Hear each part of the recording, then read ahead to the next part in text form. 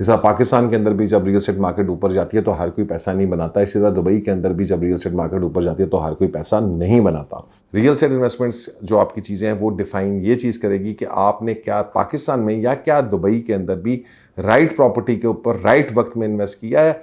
नहीं किया है तो फिर आप पैसा नहीं बनाएंगे, चाहे वो दुबई है। और सिमिलरली अगर आपने पाकिस्तान में भी हरकतें की हैं तो फिर पाकिस्तान में भी आप उतना पैसा नहीं बनाएंगे।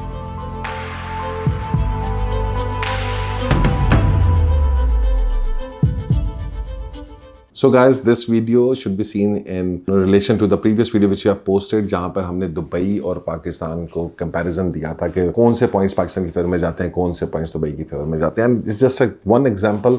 मैं इसमें बिल्कुल भी ये नहीं कहना चाह रहा कि दुबई जो है वो इन्वेस्टमेंट्स हल्की हैं या वो ख़राब हैं, बट ये कंपैरिजन मैं इसलिए दे रहा हूँ कि बहुत सारे लोग जो हैं वो बेवकूफ़ बन जाते हैं जब वो उनकी राल ना टपकना शुरू हो जाती है। वो दुबई से प्रॉपर्टी जो 15% एंड दे डोंट रियलाइज़ कि दुबई के अंदर भी मुख्तलिफ सेगमेंट्स हैं, मुख्तलिफ एरियाज़ हैं। And you have to look after your property and you have to be smart. इस तरह पाकिस्तान के अंदर भी जब रियल एस्टेट मार्केट ऊपर जाती है तो हर कोई पैसा नहीं बनाता। इसी तरह दुबई के अंदर भी जब रियल एस्टेट मार्केट ऊपर जाती है तो हर कोई पैसा नहीं बनाता। और दुबई कोई गीदड़ सिंगी नहीं है कि जनाब पाकिस्तान के अंदर जब प्रॉपर्टी ऊपर जाती है, पाकिस्तान में प्रॉपर्टी ऊपर जा रही है तो हर बंदा ये समझ रहा है कि मैं कुछ भी ले लूँगा, ने हाथ बटेरा लग जाएगा, मैं कोई भी शय ले लूँगा तो मेरी प्रॉपर्टी बन जाएगी। नहीं, लेकिन लोगों के साथ नहीं हुआ ऐसा। सिमिलरली दुबई में भी ऐसा ही होता है। सो फॉर एग्जांपल मैं आपको एग्जांपल देता हूँ कि जनाब 2013-14 के अंदर जो मखदूम इनका नया एयरपोर्ट बन रहा है, तो जब वहाँ का अनाउंसमेंट हुई, सारा कुछ हुआ, तो उस एरिए के अंदर जनरली उस सराउंडिंग के अंदर प्रॉपर्टीज़ में बेतहाशा जनाब ऊपर गई। और बाद में व्हाट हैपन वाज, जैसे ही वो टाइम पीरियड ख़त्म हुआ और वो प्रॉपर्टीज़, क्योंकि दुबई का जो बबल है ना, पाकिस्तान में 5 प्लॉट्स पे बनता है, तो दुबई में जो है इन्वेस्टमेंट बबल ही अपार्टमेंट्स के अंदर बनता है। तो वो प्रॉपर्टीज़ जो हैं वो फिर नीचे आना शुरू हो गई। एंड सिमिलरली जो है वो 10 साल से वो properties, yes they have been giving rental income, लेकिन उनके अंदर कोई इतने ज़्यादा गेंस नहीं आए। इसी तरह से एक एग्जाम्पल मैं देता हूँ, within my own family ये एग्जाम्पल है कि someone purchase an apartment there for in 2013 और 14, कोई थोड़े से स्टैटिस्टिक्स मेरे ऊपर नीचे हो सकते हैं, but bear with me for that. और वो उन्होंने 6 लाख दरहम की ली एडी के। इन टर्म्स ऑफ पीकेआर उस वक्त 30 रुपए का था, तो ये 6 लाख दरहम जो है 1 करोड़ 80 लाख रुपए बनता है मेरा ख्याल है 30 रुपए के हिसाब से ये जी। सो ये जो है 6 लाख दरहम जो है वो टेक्निकली 1.8 करोड़ पाक पीकेआर बनता था back in that time frame 2013-14 के अंदर। अब ये जो प्रॉपर्टी, अब अगर हम इमेजिन करें कि 1 करोड़ 80 लाख रुपए आपने पाकिस्तान में इन्वेस्ट किया होता तो आप क्या कमा सकते थे। And from this very similar property, because it was kind of, I would say, bad decision. कुछ एरिया का इशू था, हालांकि area was one of the best, it was in DSO, Dubai Silicon Oasis, जो technically सबसे अच्छा rental area है, right. But the property was not that successful. वो जो बिल्डिंग थी उसके कुछ अपने पर्सनल इशू से, whatever, so things happen there as well. ऐसा नहीं है कि वो ऑल इज गोल्ड वाला हिसाब वहाँ पे भी नहीं है। अब approximately for the last 10 years अगर हम उसकी बात करें तो उनको जो है वो एवरेज आउट 40,000 दरहम्स जो है वो रेंट मिला है। 40,000 दरहम जो 10 आप करेंगे तो 4 लाख दरहम जो है उन्होंने आपका रेंट के अंदर लिया है, ठीक है। सो इसको आप सारे को कंबाइन करें एंड टुडे अगर हम इस सब को कन्वर्ट कर लें, 4 लाख दरहम को over a period of time चूँकि आया है, इकट्ठा नहीं आया, और मैं उसको जो है कंपेयर कर लेता हूँ कि जनाब 60 रुपये के हिसाब से या 55 रुपये के हिसाब से एट मिड वे 55 रुपीज़ के हिसाब से कन्वर्जन कर लेते हैं।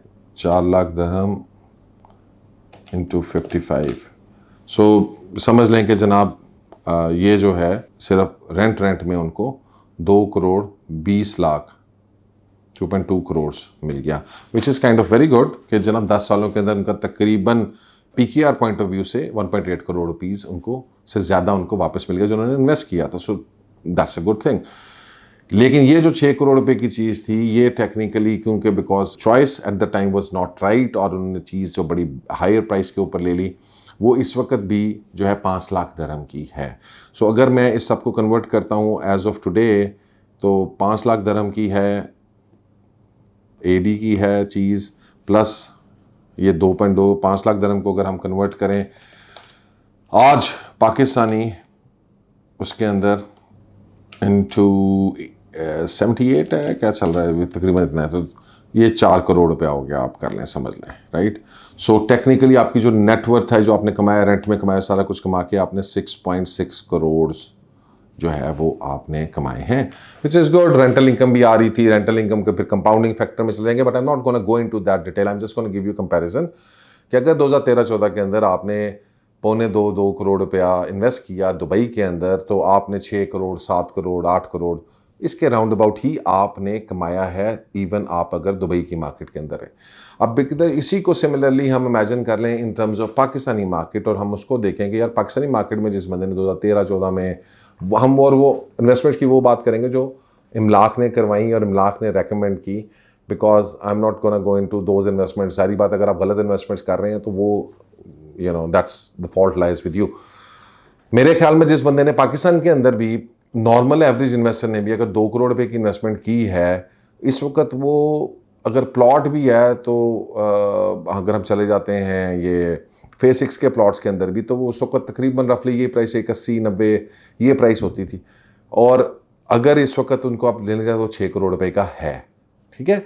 तो अगर इस चीज़ को देखा जाए तो यू डोंट सी कि जनाब यहाँ पे तबाही फिर गई थी और वहाँ पर जो है ना वो बहुत ही बड़े बागीचे आपके निकल आए थे। सो ऐसा नहीं है। और अगर आपने अच्छी इन्वेस्टमेंट की है तो मैं आपको एग्जांपल देता हूँ। Anyone who invested in 2013-14 in first high rise जो ट्राइकॉन थी, जिसको इमलाक ने किया, तो ट्राइकॉन के अंदर एक्चुअली 5 करोड़ रुपए का था दफ्तर, मैं उसके ऊपर 10,000 रुपये पर स्क्वायर फीट था, तो इसका मतलब ये 1800 स्क्वायर फीट के ऊपर हम कैलकुलेट कर लेते हैं। सो 1800 स्क्वायर फीट का वो आपने ले लिया। 2017-18 से वो रेंट दे रहा था, फाइन उसका जो है वो आप 6-7 साल का रेंट लगा लें, 3 लाख रुपए लगा लें, ज़्यादा नहीं होगा क्योंकि पूरा नहीं था ऑफिस, हम उसको डिवाइड कर लेते हैं, 2.5 लाख रुपए लगा लेते हैं, चलें एवरेज आउट 2.5 लाख रुपए लगा लेते हैं for a period of 6 years, into 12 into 6, हाँ जी 2.5 लाख इंटू 12 30 लाख और इंटू 6, तो आपने टेक्निकली 2023 तक अभी तक 1.8 करोड़ रुपीस रेंट की सूरत में ले लिया है। ये जो 1800 स्क्वायर फीट है, ये जिस वक्त आपने लिया था 10,000 है, आज कम से कम इसकी प्राइस भी 23,000 रुपया पर स्क्वायर फीट है। इसको आप करते हैं तो ये 5 करोड़ 40 लाख बनता है, 5.04। तो 5.40 प्लस 1.8 आप करते हैं तो ये आपका बन गया जनाब, तो दैट मीन्स कि you are at 7.2 crore minimum, right. So you are getting my point, right, you are both almost there, so it's not a huge difference at the same point. फिर आप यहाँ पे भी अगर वहाँ पे आप कहेंगे कि यार नहीं, वहाँ पे अगर आपने किसी ऐसे का इन्वेस्ट किया होता तो आपका शायद 10 करोड़ बन गया होता, तो यहाँ पे भी मैं आपको एग्जांपल देता हूँ कि अगर आपने किसी जगह पे इन्वेस्ट किया होता या किसी स्मार्टर लोकेशंस के अंदर इन्वेस्ट किया होता और स्मार्टली आप उसको देख रहे हो तो यहाँ पे भी वो 10 करोड़ रुपया बन जाना था। So for example let's talk about Indigo Heights. Indigo Heights के अंदर 2016 के अंदर, अब ये टाइम फ्रेम भी डिफरेंट है, 36 लाख रुपये का था होटल रूम, ठीक है। 1 करोड़ 80 के अंदर जो है वो ईजीली आपके डिवाइडेड बाय 36, ठीक है। सो आपके 5 होटल रूम्स बन जाते थे, 5 रूम्स, राइट। ये 5 रूम्स इस वक्त अगर हम इसकी बात करने जाएं, और एज ऑफ नाउ ये तकरीबन एक रूम जो था वो 350 स्क्वायर फुट का है, एंड इस वक्त उसकी प्राइस कम से कम भी 38 to 40,000 है पर square feet. So that means 1 crore 40 lakh रुपए का। सो 1.40 इंटू 5 आप कर लें, इंटू 5 दैट मीन्स 7 करोड़ रुपया, प्लस ये 1-2 सालों से कुछ रेंट भी दे रहा है तो वो आप डाल लेंगे। सो अगर आप कोई भी चीज़ उठा के देखेंगे ना और इसको कंपैरिजन करेंगे तो कोई बहुत बड़ा डिफरेंस आपको नज़र नहीं आने वाला किसी कि दुबई के अंदर आपने बहुत ज़्यादा कमा लिया या पाकिस्तान के अंदर आप नहीं कमा सके। I think investments on both places have been good अगर आप उसको स्मार्टली करते रहें तो। They certain faction figures comparison मैंने आपको पहले बताया कि किन जगहों के ऊपर Dubai has excelled, lifestyle point of view, आपका जो स्टेबिलिटी के पॉइंट ऑफ व्यू है, फिर डाइवर्सिटी एक एलिमेंट आप हो सकते हैं। If you are a good investor, you want कि यार fine I should have some investments out of Pakistan for family golden visa के लिए या for any other purposes, so those purposes are there, but at the end of the day eventually real estate investment is not going to be defined by this thing कि आप Dubai में invest करें तो आप पैसा बना रहे हैं, पाकिस्तान में इन्वेस्ट करें तो आप पैसा नहीं बना रहे हैं। रियल एस्टेट इन्वेस्टमेंट्स जो आपकी चीज़ें हैं वो डिफाइन ये चीज़ करेगी कि आपने क्या पाकिस्तान में या क्या दुबई के अंदर भी राइट प्रॉपर्टी के ऊपर राइट वक्त में इन्वेस्ट किया है। नहीं किया है तो फिर आप पैसा नहीं बनाएंगे, चाहे वो दुबई है। और सिमिलरली अगर आपने पाकिस्तान में भी हरकतें की हैं तो फिर पाकिस्तान में भी आप उतना पैसा नहीं बनाएंगे। सो इट्स नॉट ये जो पिक्चर कोट हो रही है, समझ रहे हैं हम, I think both places have their ifs and buts and both places have positives and negatives at the same point in time.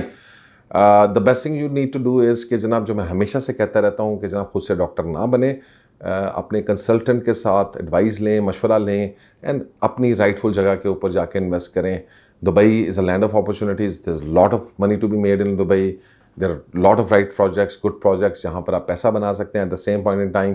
Pakistan के अंदर भी बहुत सारी जगह हैं जहाँ पर आप अच्छा पैसा बना सकते हैं, right? And not all places in Dubai are going to give you money. Similarly, not all places in Pakistan are going to give you and make money for you or give you that kind of rental income. So if you need our advice, rather Lahore hai, chahe Dubai hai, do call us in the numbers given below, and inshallah ta'ala will guide you to the best of our abilities. Thank you very much, guys. Allah Hafiz.